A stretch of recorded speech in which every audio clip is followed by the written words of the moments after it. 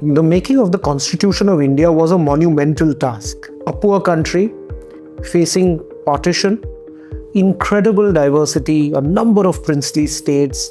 It was a chaotic time. Yet in 3 years, the framers of the Indian Constitution, led by Dr. Baba Saheb Ambedkar, had a document which the country could call its own. But Dr. Ambedkar was not the only one. In fact, in his historic address, Dr. Ambedkar singled out the constitutional advisor, Benegal Narsingh Rao. Benegal Narsingh Rao is forgotten today, a mere footnote, but he was really the reason that the Constitution took the shape that it did. Today, at the Vidhi Center for Legal Policy, we want to remember Benegal Narsingh Rao and all the other unsung heroes, men and women, led by Dr. Ambedkar, who drafted the Constitution of India. Sir, Benegal Narsing Rau की कहानी और भारत के प्रति उनका योगदान इतना विशाल है कि उस पर अनेक पुस्तकें लिखी जा सकती हैं। राव का जन्म करकल, मैंगलोर में हुआ था और शुरुआती समय से ही वही अत्यंत प्रतिभाशाली थे। उन्होंने यूनिवर्सिटी ऑफ मद्रास से शिक्षा प्राप्त करी और वहाँ पे वो सर्वोच्च सबसे प्रथम स्थान पर आए और सारे यूनिवर्सिटी के प्राइजेज उन्होंने जीते। इसके बाद भारत सरकार की स्कॉलरशिप पे वे ट्रिनिटी कॉलेज कैम्ब्रिज गए, जहाँ पंडित जवाहरलाल नेहरू उनके साथ पढ़ते थे।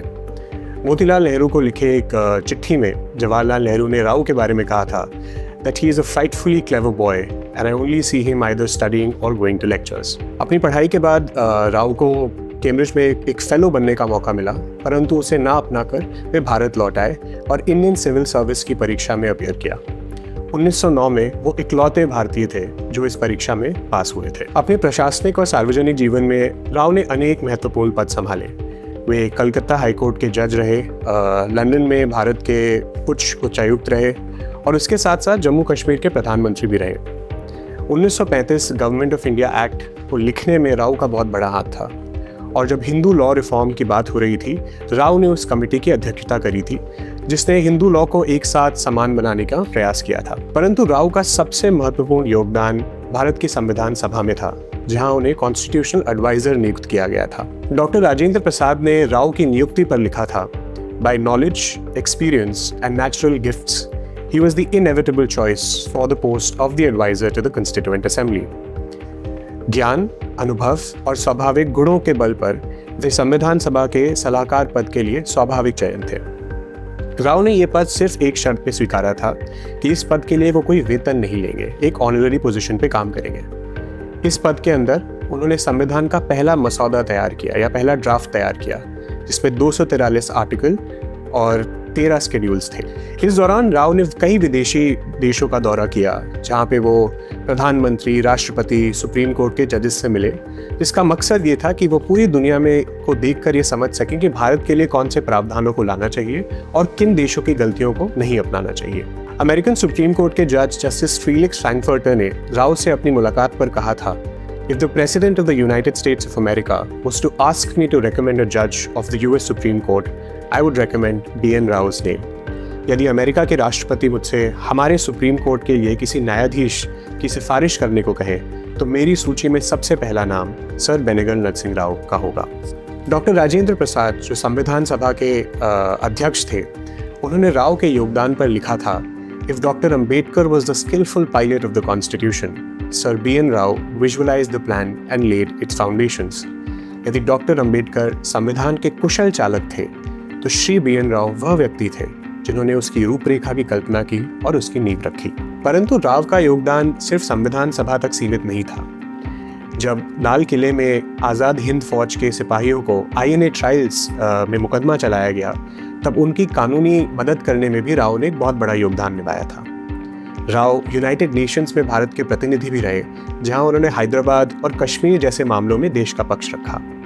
इसके बाद राव को इंटरनेशनल कोर्ट ऑफ जस्टिस का जज भी नियुक्त किया गया और उन्हें सेंट ऑफ द UN कहा जाता था।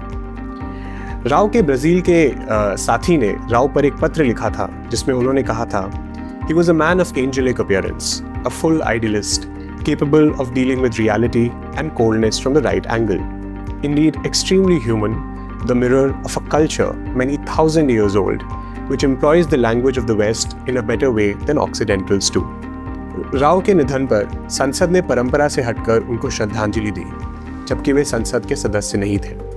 इस मौके पर पंडित जवाहरलाल नेहरू ने कहा था, Shri पेनेगल Narasimha Rao was not a member of this house, but was connected very intimately and more especially to the constitution under which this house is functioning. I remember him as a contemporary in Cambridge, exceedingly shy person. He bore the great weight of scholarship in an assuming, unobtrusive way. He had a distinguished career. Shri पेनेगल Narasimha Rao इस सदन के सदस्य नहीं थे, किंतु जिस संविधान के अंतर्गत ये सदन कार्य कर रहा है उससे उनका अत्यंत घनिष्ठ और विशेष संबंध था। मैं उन्हें कैम्ब्रिज में अपने समकालीन के रूप में स्मरण करता हूँ। वे अत्यंत संयमित व्यक्ति थे। उन्होंने विद्वत्ता का भारी भार अत्यंत सादगी और विनम्रता के साथ वहन किया और उनका कार्यकाल अत्यंत प्रतिष्ठित रहा। राव एक कमाल के बुद्धिजीवी थे और भारत के संविधान के प्रति उनका योगदान अमूल्य है। राव को सम्मानित और उन्हें याद करने के लिए चरखा विधि सेंटर फॉर लीगल पॉलिसी का संविधान केंद्र वार्षिक BN राव मेमोरियल लेक्चर का गठन कर रहा है, जहां हर साल हम एक वक्ता को आमंत्रित करेंगे जो संविधान के कई अनेक विषयों पर अपने विचार सामने रखेंगे। चरखा का गठन भारत के संविधान को भारत के लोगों तक भारतीय भाषाओं में ले जाने के लिए किया गया था और ये लेक्चर उसी दिशा में एक कदम है। उम्मीद करते हैं कि आप हमारे साथ इसमें अवश्य जुड़ेंगे और सर पेनेगल नरसिंह राव को याद करने में हमारी मदद करेंगे। To honor the legacy of Sir B.N. Rao, Charkha, the Constitutional Law Center at the Vidhi Center for Legal Policy, is instituting the annual B.N. Rao Memorial Lecture. This is going to be an annual lecture in different Indian languages. इस बार हिंदी में, पौने बार बांग्लाते, गुजराती में. We'll go through every Indian language hopefully in a few years' time.